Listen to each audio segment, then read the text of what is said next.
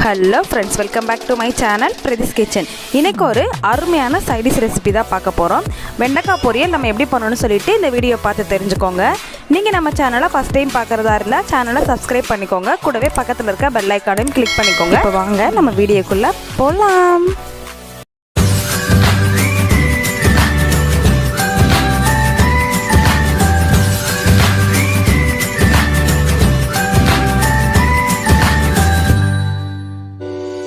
Hi friends, வெண்டைக்காய் பொரியல் பண்ணுறதுக்காக நான் இன்றைக்கி கொஞ்சமாக வெண்டைக்காய் எடுத்திருக்கேன். வெண்டைக்காய் பார்த்திங்கன்னா நல்லா பிஞ்சாக எடுத்துக்கோங்க. வெண்டைக்காய் வாங்குறப்ப பார்த்திங்கன்னா இந்த மாதிரி ஒடிச்சு பார்த்து வாங்கிக்கோங்க. பிஞ்சாக இருக்கணும். அப்போ தான் வெண்டைக்காய் பொரியல் ரொம்ப டேஸ்ட்டாக கிடைக்கும். இப்போ பார்த்திங்கன்னா நல்லா க்ளீன் பண்ணி எடுத்துகிட்டு முன்னாடி சைடும் பின்னாடி சைடும் நல்லா கட் பண்ணி எடுத்துக்கோங்க. இந்த மாதிரி நடுவில் ஸ்லிப் பண்ணிக்கோங்க. நீங்கள் அப்படியே ரவுண்டாகவும் சேர்த்தாலும் சேர்க்கலாம். இந்த மாதிரி கட் பண்ணிவிட்டு சேர்த்திங்க அப்படின்னா வெண்டைக்காய் பொரியல் சாப்பிட்றதுக்கு டேஸ்ட்டாக இருக்கும். இப்போ எல்லா வெண்டைக்காவும் இந்த மாதிரி நம்ம கட் பண்ணி எடுத்துக்கலாம்.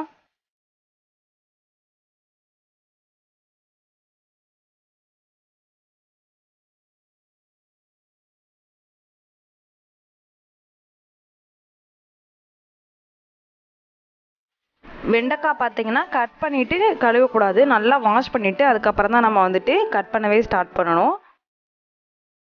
அவ்வளோதான். இப்போ எல்லா வெண்டைக்காவுமே நான் கட் பண்ணி எடுத்துட்டேன். இது பார்த்தீங்கன்னா கிட்டத்தட்ட ஒரு 1/4 கிலோ கிட்டக்க இருக்கும் இந்த வெண்டைக்காய். இப்போ அடுப்பு பற்ற வச்சு ஒரு கடாய் அடுப்பில் வச்சுருக்கேன். கடாய் நல்லா ஹீட் ஆனதும் தேவையான அளவுக்கு நல்லெண்ணெய் சேர்த்துக்கலாம். நான் இன்னைக்கு மண் பாத்திரத்தில் வெண்டைக்காய் பொரியல் பண்ண போகிறேன். மண் பாத்திரம் எப்படி சீசனிங் பண்ணணும்னு சொல்லிட்டு ஆல்ரெடி ஒரு வீடியோ அப்லோட் பண்ணியிருக்கேன். வீடியோட லிங்க் பார்த்தீங்கன்னா டிஸ்கிரிப்ஷனில் இருக்குது. தேவைப்படுறவங்க செக் பண்ணி பார்த்துக்கோங்க. நல்லா நல்லெண்ணெய் சேர்த்ததுக்கப்புறமா நம்ம கட் பண்ணி வச்சுருக்க வெண்டைக்காவை இது கூட ஆட் பண்ணிக்கலாம்.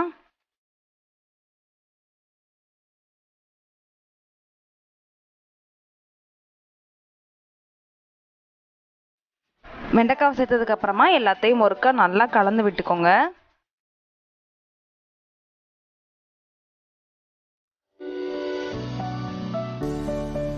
இப்போது வெண்டைக்காய் வதங்குறதுக்கு தேவையான அளவுக்கு உப்பையும் இது கூட ஆட் பண்ணிக்கலாம்.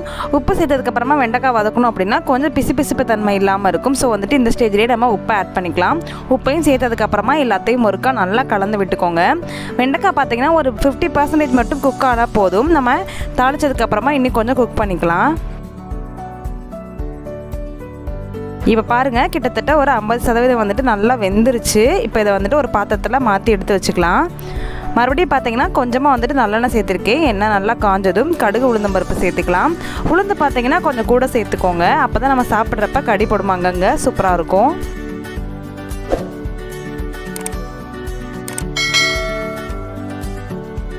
மண்சட்டி பொறுத்த வரைக்கும் பார்த்தீங்கன்னா ஸ்டார்டிங்கில் சூடாகிறதுக்கு கொஞ்சம் லேட் ஆகும். அப்புறம் பார்த்தீங்கன்னா வேலை நம்மளுக்கு டக்குன்னு முடிஞ்சிடும். கடுகு உளுந்து நல்லா பொரிஞ்சதும் இது கூடவே ஒரு கொத்த அளவுக்கு கருவேப்பிலையும் ஆட் பண்ணிக்கிறேன். இது கூடவே ஒரு 3 பச்சை மிளகாய் நான் இந்த மாதிரி கீறி வச்சுருக்கேன். அதையும் இது கூட சேர்த்துக்கலாம். கட் பண்ணி வச்சுருக்க வெங்காயத்தையும் ஆட் பண்ணிவிட்டு எல்லாத்தையும் ஒருக்கா நல்லா கலந்து விட்டுக்கோங்க. வெங்காயம் பார்த்திங்கன்னா நல்லா குட்டி குட்டியாக கட் பண்ணிக்கோங்க.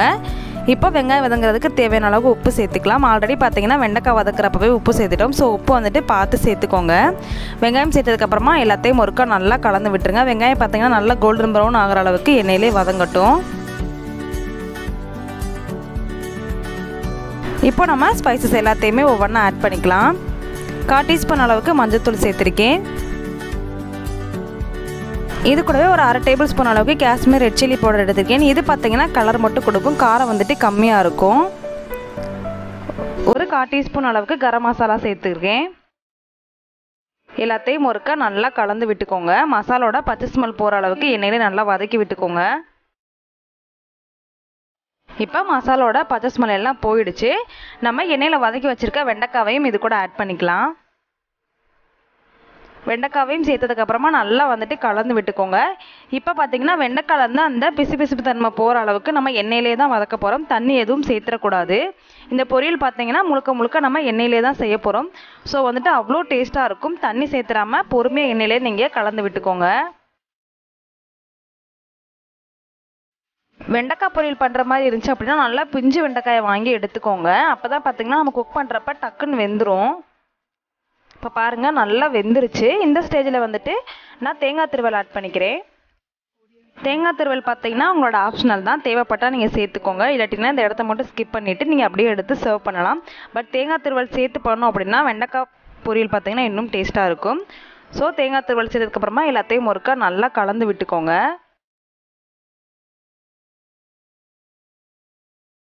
இப்போ பாருங்கள், நல்லா எண்ணெயில் நம்ம வதக்கி எடுத்துட்டோம். வெண்டைக்காவும் பார்த்தீங்கன்னா சூப்பராக வெந்துருச்சு. நீங்கள் குழந்தைங்களுக்கு இதில் சாதத்தை கூட போட்டு பெரட்டி கொடுக்கலாம், அவ்வளோ டேஸ்ட்டாக இருக்கும். காரமே பார்த்தீங்கன்னா ரொம்ப கம்மியாக இருக்கும்.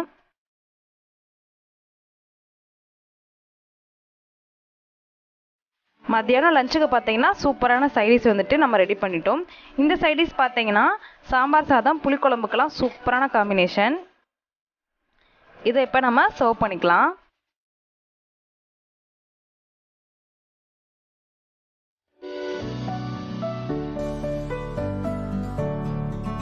அவ்வளோதாங்க, சூப்பரான வெண்டைக்காய் பொரியல் வந்துட்டு நம்ம ரெடி பண்ணிட்டோம். கண்டிப்பாக இதை நீங்கள் உங்கள் வீட்டில் ட்ரை பண்ணி பாருங்கள். ட்ரை பண்ணி பார்த்துட்டு எப்படி இருந்துச்சுன்னு உங்கள் ஃபீட்பேக்கை மறக்காமல் என்னோடய கமெண்ட் செக்ஷனில் ஷேர் பண்ணுங்கள்.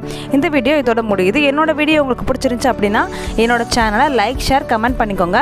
கூடவே பக்கத்தில் இருக்க பெல் ஐக்கானையும் கிளிக் பண்ணிக்கோங்க. அப்போ தான் நான் போடுற வீடியோ எல்லாமே உங்கள் நோட்டிஃபிகேஷனில் வரும். நீங்களும் வீடியோவை மிஸ் பண்ணாமல் பார்ப்பீங்க. நிறைய பேர் பார்த்தீங்கன்னா நம்ம சேனலை சப்ஸ்கிரைப் பண்ணாமல் பார்த்துட்ருக்கீங்க. ஸோ சப்ஸ்கிரைப் பண்ணிக்கோங்க. அடுத்த ஒரு சூப்பரான ரெசிபி இல்லை சூப்பரான கண்டென்ட்டோட நான் உங்களை மீட் பண்ணுறேன். அது வரைக்கும் பாய்.